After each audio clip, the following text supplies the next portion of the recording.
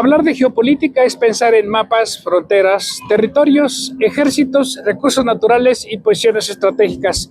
Y no es casualidad, la geopolítica nació precisamente para explicar cómo la geografía condiciona el poder de los estados. Durante buena parte de los siglos XIX y XX, las grandes potencias compitieron por territorios, recursos, rutas marítimas, zonas de influencia y posiciones estratégicas desde las cuales podían emplear o defender su poder.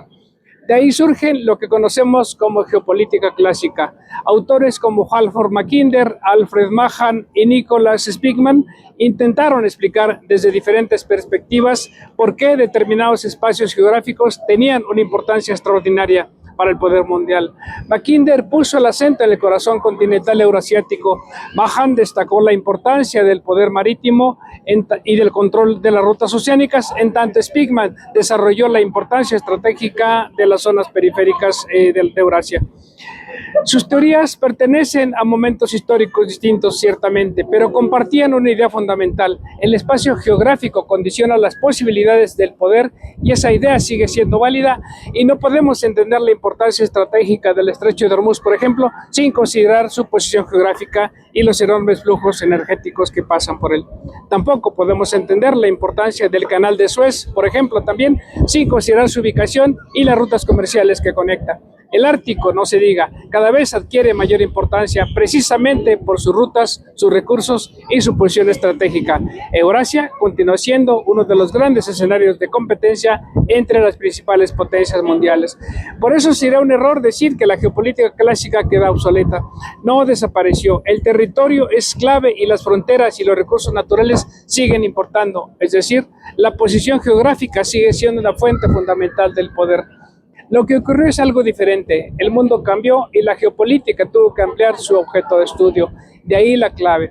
Porque en el siglo XXI el poder contemporáneo ya no depende exclusivamente del control del territorio, como de todo aquello que circula por ese dicho territorio. Pensemos en los flujos de energía, en los flujos financieros, en el comercio, en la tecnología, la información, en los datos, en las mercancías y en el conocimiento.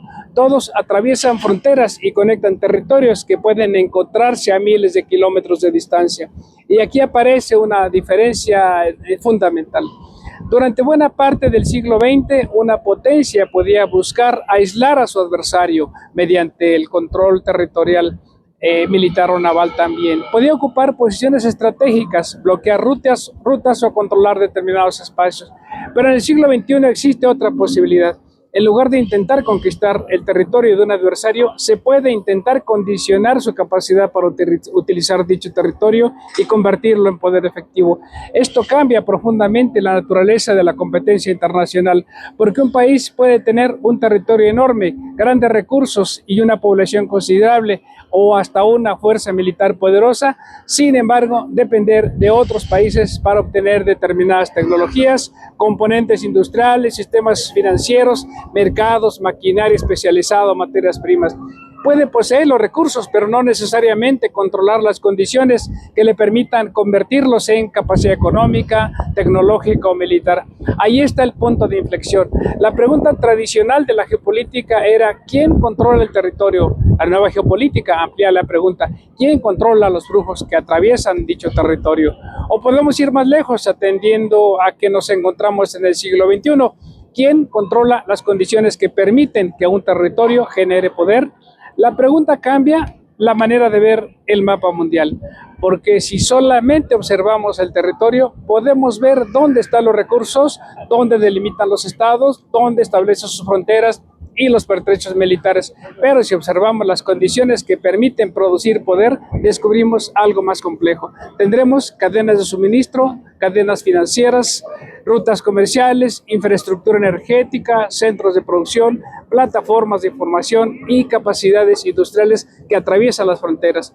Es decir, el poder ya no está solamente en un punto del mapa, también está en las conexiones entre dichos puntos. Y esto es fundamental para comprender el siglo XXI.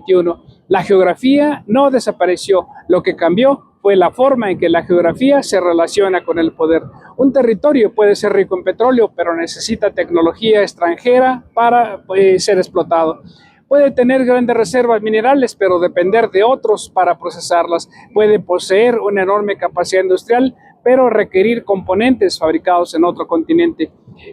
Igual recursos y población, pero depender de sistemas tecnológicos que no controla. Por eso la nueva geopolítica cambia el foco de atención, lo pone ahora en territorio empleado, nos obliga a mirar no solamente quién posee el espacio, sino quién controla aquello que permite que dicho espacio funcione, produzca y genere poder. Con tal enfoque encontramos que el poder internacional comienza a desplazarse de la simple posesión física de territorio a ejercer influencia sobre él.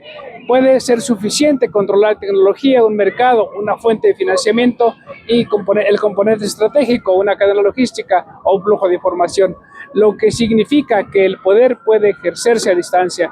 Y esta ya no es la tesis de la geopolítica clásica, sino lo es de la nueva geopolítica del siglo XXI. Porque la competencia entre las grandes potencias ya no ocurre solo en las fronteras o en los campos de batalla, sucede en los mercados financieros, los centros tecnológicos, las cadenas de suministro, en las rutas comerciales, en las redes digitales y el control de los recursos estratégicos.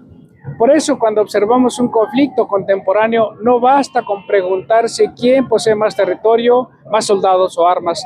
Tenemos que preguntarnos quién tiene capacidad para sostener su economía, controlar las tecnologías críticas, quién puede garantizar sus suministros, resistir presiones financieras, quién controla las rutas comerciales o posee la capacidad para imponer sus condiciones al otro.